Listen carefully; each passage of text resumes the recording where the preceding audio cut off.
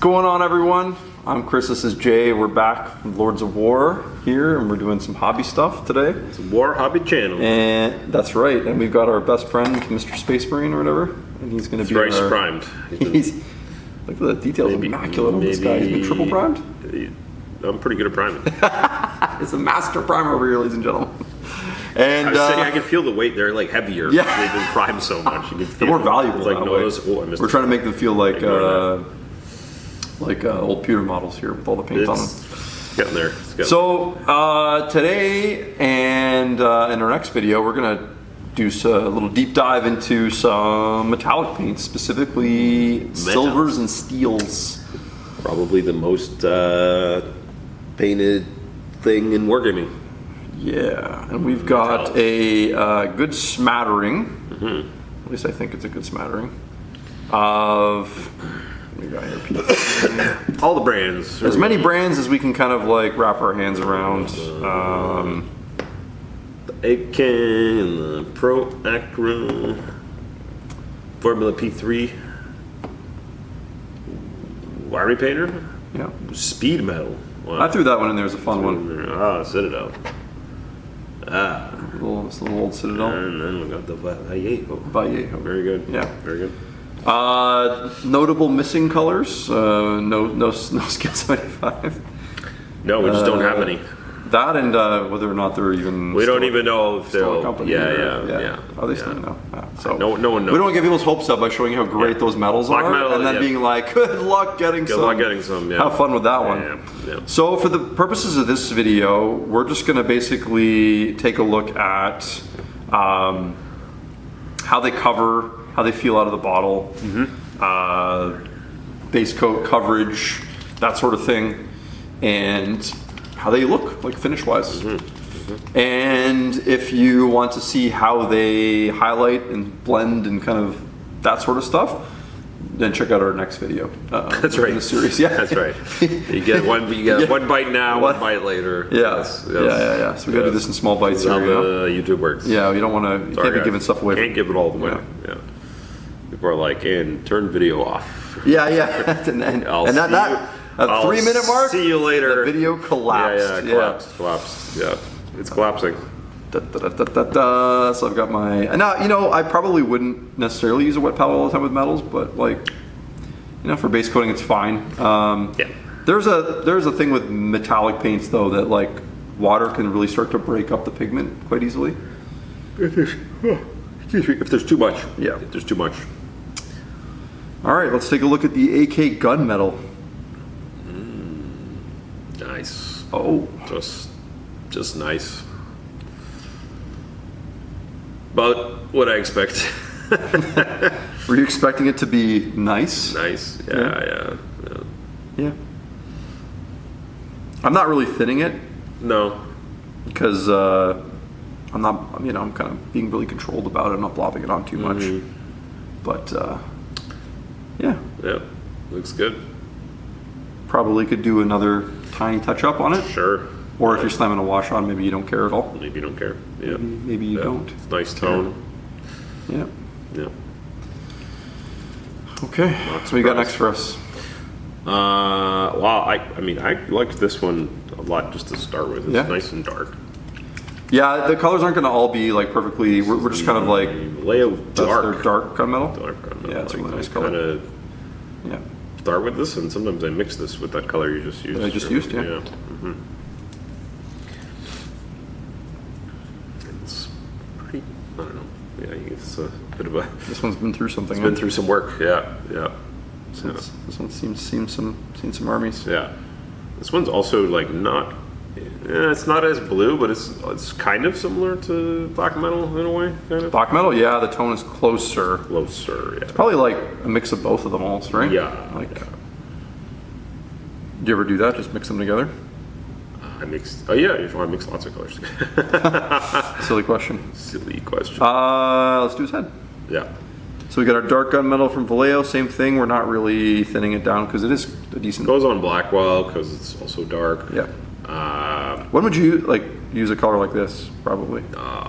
Well, lots of things. If you're painting any robots, you probably want to dry brush or just do base coats on all that, like Under Armour stuff, the various pistons and gears and structures that occur under and between armor plates and joints. You could easily fire this on there. Just kind of like a nice start. And then if you dry brush or wash and then dry brush on top of this, it's like I don't know, I find it to be just a great base coat. I don't know, I like it a lot. Yeah, I mean, like right away you could see those two colors being useful together, right? Like you could start with one and then build up the other one. Yeah. And like they both dry nice. Yeah. So I'll often, I mean, if you take, I don't know if we will show it later. Yeah, if you take the what do you call it, Vallejo Metal series paint, like if you have this and one of those bright ones, like you basically have all, you make all the shades you want. Right. So if you're into mixing, silvers are really just like shades of gray. So. All right, so let's do some Army Painter. Now you'll see on the palette here, this is their gunmetal, so it's actually not as blue. It is not. As the it's browner. Yeah. It is browner, yeah. Yeah. Than the. I wonder if it's strategically trying to be more AK like gunmetal. I wonder if they're trying to be more like Vallejo, or sorry, Citadel lead belcher. Yeah, it's possible. I'll put those somewhat close together. That way we can measure them. Yeah. So this is unthinned as well. Now the Army Painter stuff, we did a video on it a few weeks ago, is quite thick out of the bottle. So you actually may want a touch of water in with your Army Painter gunmetal just to smooth it out a little bit. Yeah. Obviously, it covers amazing. Yeah.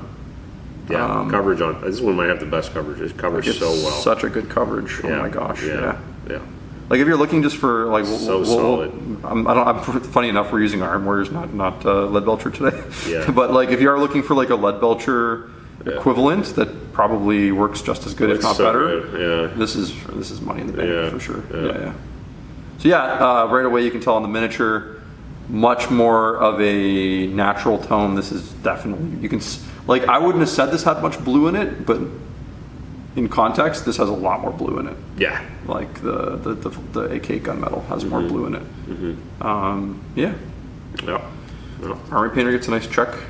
Nice and smooth. Sure. Very nice. Very good. Let's jump over to a wild one. Let's do. Sorry, no, we're going to do Citadel next. Let's do Iron Warriors here, which is they're slightly darker than shake. Right? It's like they're slightly darker than lead belcher. It is. Yeah. Which I think is probably a more useful color. Darker. I think it's bluer, or a touch bluer. Like it's an interesting color, as most Citadel paints are. Yeah. Oh, it's browner actually. It's like tinny almost. It's tinny. Yeah. Would actually be a really good undertone for the Army Painter one. It would. So throw some on the gun here beside it. It seems to go on pretty fine. Yeah. Oops. I'm getting confused. There's too many metals. Too many metals. Yeah, you're the one. Too many mine. Too many metals. Too many mines. Yeah. Okay. Nice. I think my general opinion of the Citadel metals, having used them for going on a decade or whatever. Couple of years, yeah. They've been out a while, yeah.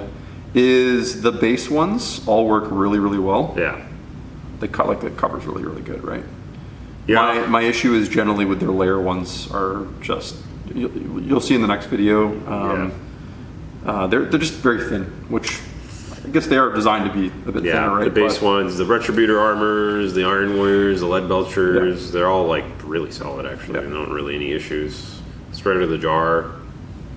And looks good. It's funny. So far we have four very distinctively different looking metals. Yeah. Well, the one side is much bluer, and the other side is much warmer. Yeah. What else we got? We've got Boiler Black from.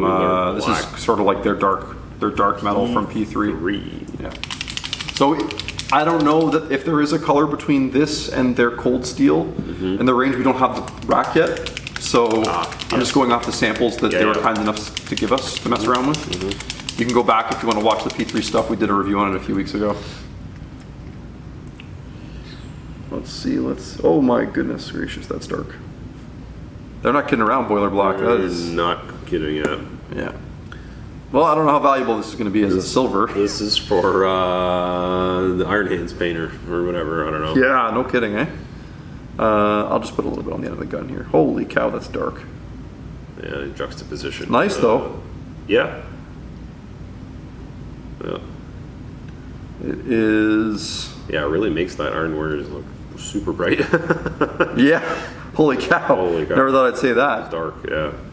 So this is this is definitely designed to be like, okay, you want a shadow black, Yeah. like as a base coat for something. If you're like, I can think immediately like the Iron Hands. Iron Warriors even. Iron Warriors, yeah. Is like if your model base- is metal. You can almost base coat that and then put the Citadel Iron Warriors. People are always trying to get that like really good contrast Yeah. with steel that can always be difficult, and having something that starts that dark could be like a really nice starting point. So yeah, Nice. that's cool. Nice. It's good to have options. Absence. And we got next up we got some dark silver from Proacryl. So another dark one, another base coat kind of color. Give it a really good shake. Otherwise, I'll get yelled at. You didn't shake it enough. That's It didn't right. work well. That's right. Always got there. Or if you have a paint marker, apparently don't shake it. Don't. But there's a shaker in there. It feels like you should shake them, but It does. Did you take the tab out? yeah. I literally will never remember this. No. Not ever. Sealed for your protection or whatever. Sealed for your protection, yeah. It certainly is protecting me. It got me. It got me. I can barely open a bottle of Tylenol, let alone a paint or whatever. I don't know. I need to do this on camera. Oh my god. All right. There you go. Okay. Looks kind of nice though. Yeah, it's a really nice color. I've definitely used dark silver before. It's great. It's a really good base coat. Let's do shoulder pad. Yeah. Oof. Oh yeah. Real nice, real easy. Oh, it just goes on. Just goes on. It self levels really well too. Self-levels. I haven't added any water. Nothing. I'm trying not to add water because like You get a want- good idea of how thick they are. Yeah. Oh, very nice. Yeah, really good. Really good. Really easy to base coat with this. I can Nice find. tone, Yeah. Oh yeah. man. Yeah, you might have a new contender for Yeah. black metal there. Yeah. If you're looking for a replacement, Yeah. that's pretty good. Yeah. Very, very smooth. Finish is nice. It's definitely sits in the neutral territory though, eh? Like it's not really blue. What I've learned though is all these brands make great paint. Like I don't think we said a single like ooh. Oh yeah, You know. nothing has been not usable. Everyone has like studied and made really good base metals. I'm pretty sure this has to go over white, doesn't it? We'll see. We'll see. Yeah. Probably, but also maybe not. It is I don't metal. think it's gonna work for some reason. I We'll just see. feel like This it's could not be gonna work. fail off the bat because we didn't read instructions. Oh yeah, this is not gonna cover Yeah, this is the speed paint the broadsword silver. broadsword. Yeah. Broadsword, huzzah! So asterisk incoming. Yeah, I think you need to use this like regular speed paint. Super dark on black. Yeah, Yeah, it's probably it's a little not watery. meant for going on black. It's a little watery and not. Yeah, I mean, it's dark. I guess this could be a trick, what's the trick? like where if you put it on black, you get this like Huh. kind of ultra dark. I don't know. Maybe. Maybe. I mean, with the other ones being so easily usable, I don't Yeah, know why yeah, you would. yeah. I don't know why you No, would use true, that. true. At least over black. Yeah. True. Yeah. Yeah, we're doing in a couple weeks when we get the new AK speed paints, or whatever they're called, quick dry, Quick gen. Quick. We're gonna do a massive couple videos on the different types of speed paints and stuff, and we'll cover these properly and see what they're like. Yeah. But yeah, there's a really good sort of. I think Jay's right. I think the one takeaway here is that it almost doesn't matter which brand you pick. And man, how many times do we tell people that when they come in the They shop? come in and they're like, "What's the best metal?" And I'm like, "Ah." There's so much great paint in the store. What are you doing? We're in such a great era where it is really hard to go wrong these days with the choices you make. Yeah. But yeah, the other thing too though, and this is what I really like is they all kind of do something different. Yeah. right? Like, no, I wasn't super trying to match colors. Like I probably could have matched colors a little bit better. But all the ranges seem to have like different approaches to metallics a little bit too, right? Yeah. Like even the fact that we used several colors called gunmetal today, and they were different colors. Yeah. So they all have different ideas. So really, they come in. You got your cold ones and your neutral. yeah, like to me, the Vallejo dark gunmetal is a really nice base tone for the AK gunmetal. That would look, because they both have that blue tone. Yeah.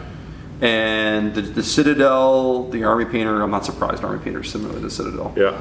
Because that's kind of always been their bread and butter. Yeah. Seem to work really well together as well. This dark silver from Proacryl seems very usable for pretty much any situation. It's pretty neutral. You could put that under a cold tone, or you could put it under a warmer one as well, and they'd work in both situations. Yeah. Yeah, pretty cool. Final thoughts? I like them all. I don't know. I mean, if you ask me what's in my kind of personal box, I kind of mix them all. I have Vallejo Dark Gunmetal, AK Natural Steel. There's a Vallejo Metal color I use. I kind of like mix them up. I haven't really needed to, like, there's certain other things that I'm painting where I'm like very like, I only kind of stick to certain recipes of like where they don't like interchange the brands too much, like a little bit here and there. But with the metals, I'm really liberal with it. I find it like really doesn't matter. They're so good. Yeah, now. Like you could probably be really nuanced on your miniatures if you really wanted to be, about like color tone choices, like temperatures and stuff like that. Like there are enough choices that you can make those. So like if your main color scheme is very warm, maybe you want to go colder with your metals to create some interesting contrast on the model or something like that. But to Jay's point, like metal's one of those things that just looks good. And the thing is, you can change the temperature with a wash very easily. I think all the brands have just really like, they're like, okay, we have to make the pigments in these things really fine.